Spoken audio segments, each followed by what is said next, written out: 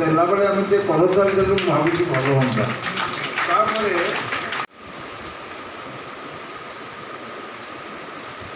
ବିଶିଷ୍ଟ ଶିକ୍ଷାବିତ୍ ଶ୍ରୀଯୁକ୍ତ ଜିତେନ୍ଦ୍ର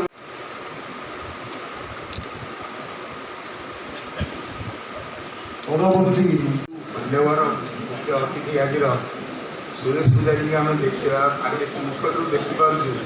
ମୋର ମନେ ପଡ଼ୁଛି 1980 ପତ୍ରିକାକୁ ଆମର ବହୁତ ବହୁତ ଶୁଭେଚ୍ଛା, ବହୁତ ବହୁତ ଶୁଭକାମନା। ଗଣତନ୍ତ୍ରରେ ଚତୁର୍ଥ ସ୍ତମ୍ଭର ବହୁତ ବଡ଼ ଭୂମିକା।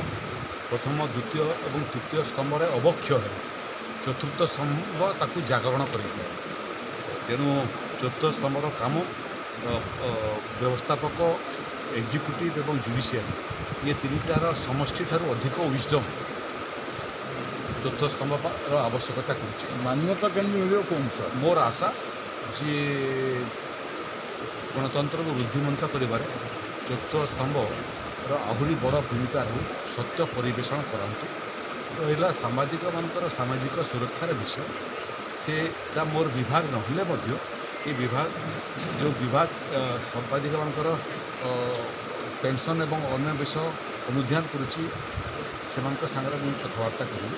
ଅତୀତରେ କ'ଣ ଫୈସଲା ହୋଇଥିଲା ତାକୁ ମଧ୍ୟ ଆମେ ଅଧ୍ୟୟନ କରିବୁ ଏବଂ ପ୍ରୟାସ କରିବୁ ଯେ ଚତୁର୍ଥ ସ୍ତମ୍ଭରେ କାମ କରୁଥିବା ଲୋକଙ୍କର ସାମାଜିକ ସୁରକ୍ଷା, ସାମାଜିକ ନିରାପତ୍ତା ରହିବା ଉଚିତ।